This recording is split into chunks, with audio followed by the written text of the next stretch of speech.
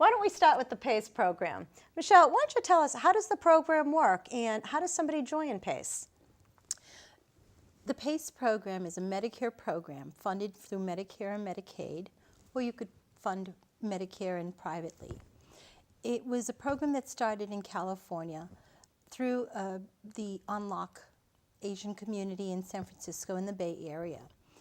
Back in the 70s, they were trying to find creative solutions for meeting the needs of area seniors, medically coordinating all of their needs with activities and a lot of socialization. Congress took a look at this and said this is the way healthcare should be delivered, funded the program. So it is available from the East Coast to the West Coast. There just needs to be an organization, it could be private or nonprofit, that is willing to take a service area, develop it with all the needs that a senior may have, and coordinate it through an interdisciplinary team. So as an elder, you don't actually have to join PACE. You just have to call upon it for services. Well, we're actually more like an HMO, so you do actually join a PACE program. Oh, okay. That's why we encourage them to hear about it, visit it, think about it, and is it the right fit for them? So do they need a referral from their primary care physician? They actually do not. Oh. Some of the eligibility criteria for this program, you need to be 55 years old, as you had mentioned, live within our service area, which is currently anywhere from Saugus to Gloucester, and need services. That means someone who's starting to need transportation, perhaps has a walker, needs help with shopping, perhaps preparing a meal.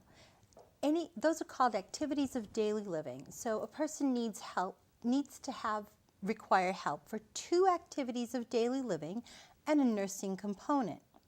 It could be diabetes management, chronic disease, a disability that they've been living with. Any of those would make them eligible to investigate further in the program.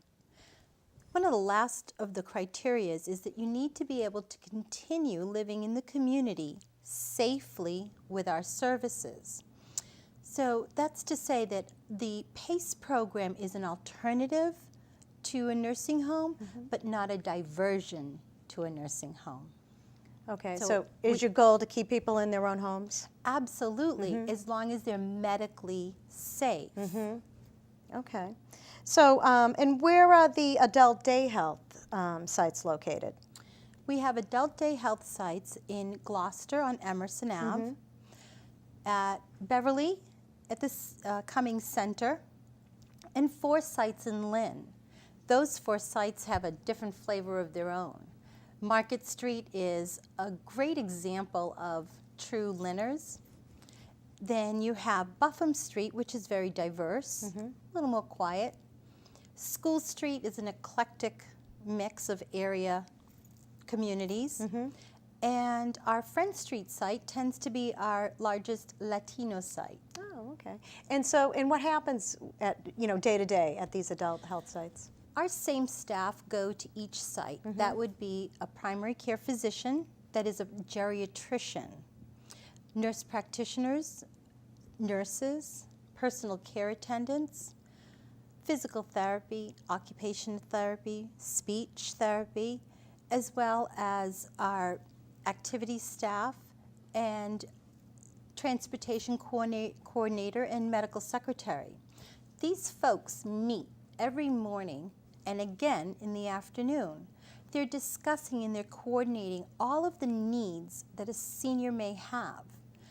Our geriatrician only cares for a maximum of 150 seniors at one time. My family practice doctor sees up to 1,000 people. Really? Our doctors will make house calls. They oversee the care when our participant is at the hospital. They also will see them at short-term rehab, or if they need to and choose to go into long-term rehab at some point, a long-term placement, we would continue to see them as long as they stay within our contracted facilities. So I'm intrigued. You mentioned about your doctors making house calls, which is almost unheard of these days. It is. So if I was an elder person looking to use your services, and would I need to change doctors in order to? You absolutely would. And Okay. that's probably the hardest selling factor for a senior. They've made a connection with their doctor in the community, and oftentimes it's really might be even the nurse practitioner that they see more often than the doctor. The benefit of this is coordination of care. I could give you a quick example. A daughter called me last summer and her mom had gone into the hospital. At the hospital, medication was introduced that was sent to the rehab that she went to. When she came home, she ran out of the medication, called the doctor. It took an awful lot of effort between the doctor and the pharmacy to know about this medication and be able to provide it. And unfortunately, the person ended up back in the hospital. See, the daughter, that prescription was prescribed at the hospital. Her primary care physician in the community didn't know about it. With PACE, that doesn't happen because we're very aware of what the medications are. We supply all of the medications to our participants, whether it's pills, bottles, medication box, med box, or med on time. We either deliver it to them or we give it to them at the site when they come in.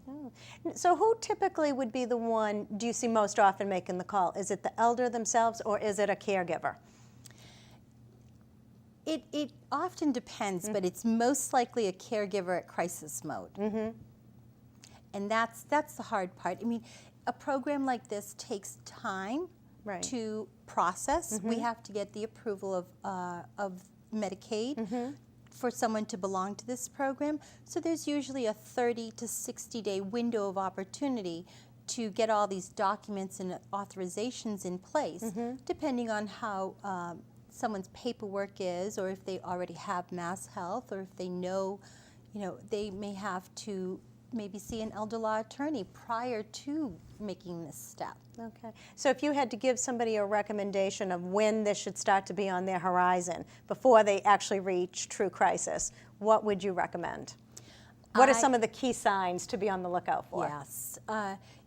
Once we start adding some apparatuses, as I like to call them, whether it's a cane, a walker, once you start going to the doctors on a frequent basis, if you're having Coumadin levels checked, and you're having trouble navigate who's going to take me to that appointment, which daughter can leave work, or who's going to grab that medication for me after work, or help me with navigating these things.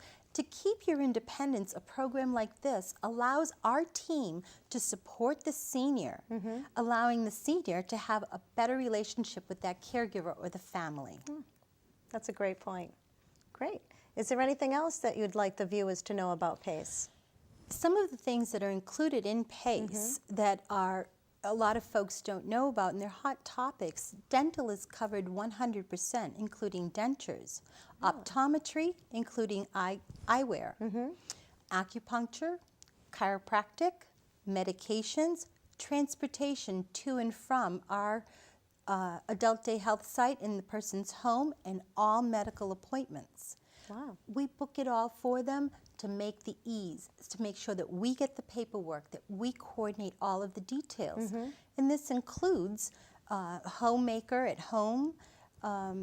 We work with a person at their home as much as we work with them at our adult day health site. And the beauty is, if a person wants to come in once or twice a month, that's what we'll do. But if a person becomes more frail and really needs a higher level of supervision, we're going to encourage that person to come in perhaps 5 days a week.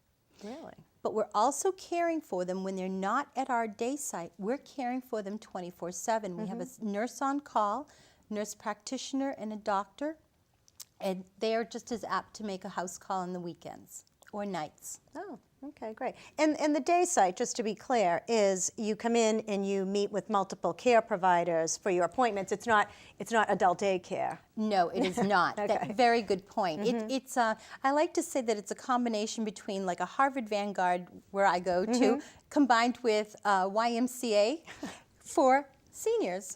On that note, Michelle, thank you for joining us today. Thank you for having me.